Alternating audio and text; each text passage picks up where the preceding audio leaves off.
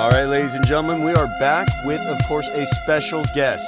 You're never going to believe who. It is Mr. Aaron Shanahan of Good Night Keaton, and he is here to talk with us about all of his new music coming up. So, Mr. Shanahan, Aaron, welcome to the show, and I got to say it's a real pleasure. Thank you for joining us. No worries. Thanks for having me. It's exciting. We are honored to have you. I mean, your mix of Gigamesh's Don't Stop is just amazing. For those of out there who haven't heard it before, I mean, it's really flung you into this electro music map. Just tell us the story behind this. Like, what kind of response have you got from it so far? Kind of where it came to be. Yeah, well, I guess me and the band, this other band I'm in, Miami Horror, we came to LA, and we were just working away on music. And, you know, we've been touring for quite a while, like 2 to 3 years on and off, and we wanted to just come somewhere and relax and then do different music and just do lots of it. So we've been here for nearly a year, and right at the start of it, I was like, I want to do some more DJing and try out a few more ideas that I have. And that's how the Good Night Keaton thing came about. So it led me to doing this remixes. The Gigamesh one, that was really fun to do. And so I think some of the LA spirit is sort of coming through in the music. Really? That is quite interesting. How so? Just the relaxed feel and the positiveness of it all, you know, the positivity. You know, I just did one for this group called St. Lulu, these two twins, and it came off very summery and happy and upbeat, and maybe it's all the sunshine I'm getting.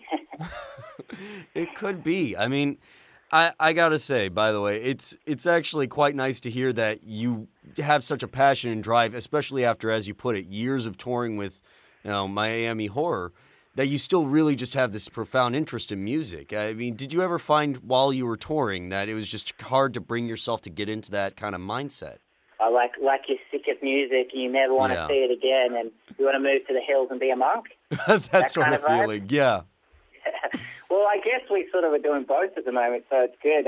All of us are sort of relaxing and getting more fit, doing exercise, you know, meditating. You know, we're doing sort of the monk thing, but we're also able to do lots of music. I mean, on tour, we listen to a lot of music anyway, and that's half of the way we get through. You know, you listen to new influences, and it's a lifestyle anyway, you know, like there's no other choice. Oh, you know? Absolutely. I'm a music addict. I hate to tell people I'm an audiophile because nobody likes audiophiles. They just bicker amongst preference. But I am, and it's just, you got to love it. You have to love what you do.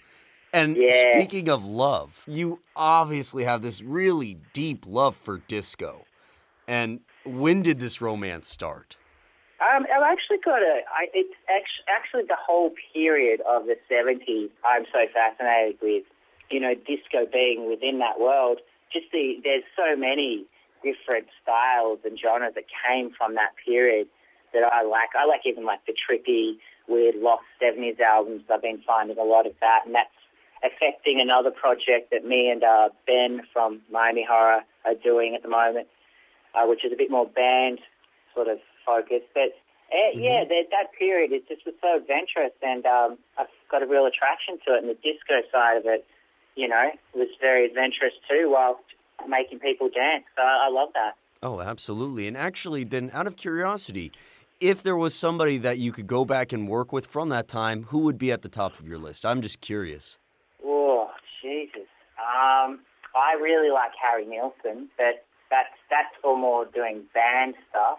Mm-hmm. I mean, yeah, I guess some of these disco legends are still around, except for maybe Donna Summer. Maybe we could get Donna Summer back to work on a track with me. I would love to, but I think she just passed away, actually. I'm sorry to say that. That's why if we go back, we'll grab her. Oh, absolutely. You'll have to do that. My producer would actually kiss you full on the mouth just for that. He's a huge fan. Now, fair enough.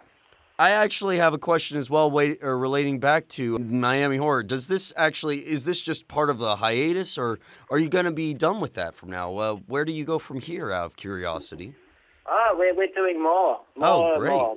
So we're actually in the middle of doing some new tracks. We've got a few projects, actually. The singer has got his band, and it's called All the Colours. That's a bit more of a rocky sort of band. I'm doing this Good Night Keaton thing. I'm also doing another project with Ben that we will be releasing in a couple of months or so, which will be a full album. Oh, wow. What's that project called? We haven't got a name for it yet. We had a name, and then another band had it in the LA, Californian area. So we're thinking of a new name, but that will be out soon. Mm-hmm. And then Ben is in a cabin as we speak and working on the new Miami Horror album. Wow. I'm going to go up there next week and going to join him, and maybe we'll see some bears, and maybe we could get them to guest here on the album or something, you know? I got one big last question. See, my producer, Tim, he loves funk and disco, and he's foppish, like think Hugh Grant kind of foppish, stumbling over his own words. He's also flipping me the finger from the other side of the glass. But he needs to know how to get funky. I mean, he has a funked up face, but he can't be funky. Ooh. So if you could give him some tips, I would greatly appreciate it. Oh, my God. Well, I mean, just the fact that you're describing me as funky, I didn't even realize. So that's good that came across. Oh, yeah. I mean, I thought I was the most unfunkiest guy on earth, but that's good it's come across. Well, you got some great funky bass lines in there. Give yourself a little I guess credit. I just been closing my eyes and, like feeling the strings, and I think maybe I feel like, it's like I'm making love to a woman. Maybe that's what it is. Well, then that definitely would be a new experience for him. That's what they tell me anyway. Oh, my goodness. Aaron, you are too much fun, and we are going to have you back sometime. So, actually, out of curiosity, do you have any more new stuff coming on your way? I know we've been, tracking your SoundCloud, which has tons of great music for people out there. But when can we expect... Much. Oh, our pleasure. But when can we expect anything insofar as, an album sometime soon? Yeah, well, actually, I'm sort of just focusing on songs for the moment. Okay. Because we're focusing with the other projects, but it definitely could happen. But what I can tell you is I have a single that I've been working on with the singer. Do you know who Flight Facilities are? Not familiar with them, but always love to hear a new one. Yeah, they're a great, Australian sort of dance act, and they had this song called Foreign Language with this great singer called Jess Higgs singing on it, and she and I are working on a song that should be out by December with a film clip, so we'll have links on SoundCloud for that if people want to see that in December. It's kind of a bit of a Mexican influence in there, so again, the surroundings are influencing me here. Well, I'm glad to hear that it's influencing you to do more music, because like I said, we're fans, and fans are a greedy bunch, admittedly. We always are looking for more. Even if what you've already given is good, we're greedy. Look, that's how we are. I'm happy that you're interested. Well, thank you again so much for joining us, and I wish you the best of luck. I hope we can talk again soon. Great, thanks for nice chatting. Ladies and gentlemen, that of course was Aaron from Good Night Keaton, also of Miami Horror, and we have more of that music coming up for you right now.